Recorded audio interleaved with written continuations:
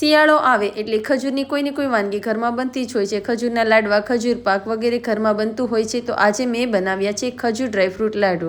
Hello friends, હું છું પ્રિયંકા, મારી કુકિંગ ચેનલમાં તમારું સ્વાગત છે।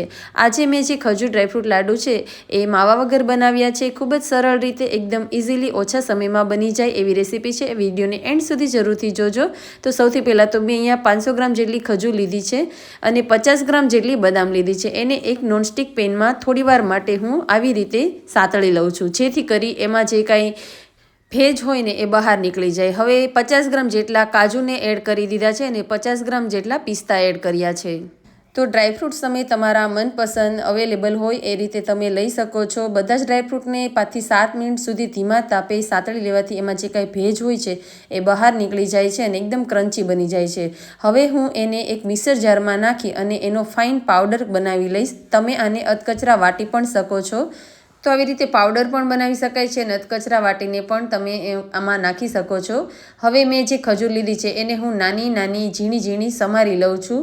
તમે એને પણ મિક્સર જારમાં ગ્રાઇન્ડ કરી શકો છો, તો એકદમ પેસ્ટ બની જશે। મેં અહીંયા ઝીણું ઝીણું સમાર્યું છે, તેમ છતાં ખૂબ જ સરસ એવો મેશ પણ થઈ જશે। તો આવી ઝીણી ઝીણી મેં કટિંગ કરી લીધું છે। હવે ફરીથી એને નોનસ્ટિક વાસણમાં આપણે સાતળી લઈશું। તો એના માટે 2 ચમચી જેટલું મેં અહીંયા ઘી એડ કર્યું છે। ત્યાર પછી એની અંદર જ આપણે બધા જ ખજૂરના જે ઝીણા ઝીણા કટિંગ કરેલા ટુકડા છે એને એમાં એડ કરી દઈશું અને પછી એને ધીમા તાપે સાતળી લઈશું, એટલે ખૂબ જ સરસ એવી મેશ થઈ જશે। એકદમ ઝીણી ઝીણી કટિંગ કરવાની, જેથી કરી એકદમ ઇઝીલી ઓછા સમયમાં બની જશે। તો હવે એને આવી રીતે હું ધીમા તાપે સાતળી લઉં છું, જેથી એકદમ સરસ એવું મેશ થઈ જશે। તમે આના ઉપર જો ભાજીનું જે મેસર આવે છે ને એનાથી પણ તમે દબાવીને કરી શકો છો। આમ નામ આવા ચમચાથી પણ થઈ જશે। કોઈ જાડા તળિયાનું વાસણ હોય તો એ પણ તમે લઈ શકો છો। આવી રીતે તમે થોડી વાર દબાવશો ને એટલે સરસ એવું મેશ થઈ જશે। હવે એની અંદર જે ડ્રાયફ્રૂટનો ભૂકો આપણે બનાવ્યો છે એને પણ એડ કરી દઈશું। જો માવો હોય તો તમે માવો એડ કરી શકો છો, માવા વગર પણ ખૂબ જ સરસ એવું ટેસ્ટી આ લાડવા બને છે।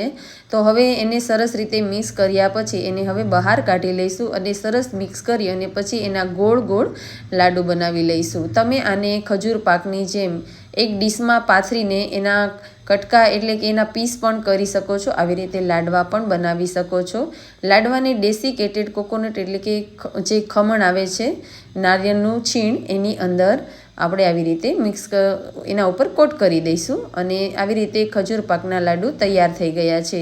બાળકોને ખૂબ જ ભાવે છે, બાળકોથી માંડી મોટા બધાને ભાવે। દાંત ના હોય એ પણ ખાઈ શકે એવા સરસ એવા બને છે। તો જરૂરથી એકવાર ટ્રાય કરજો। રેસીપી ગમી હોય તો લાઈક અને શેર કરજો। ચેનલ ઉપર નવા હો તો ચેનલને સબસ્ક્રાઈબ કરી લેજો।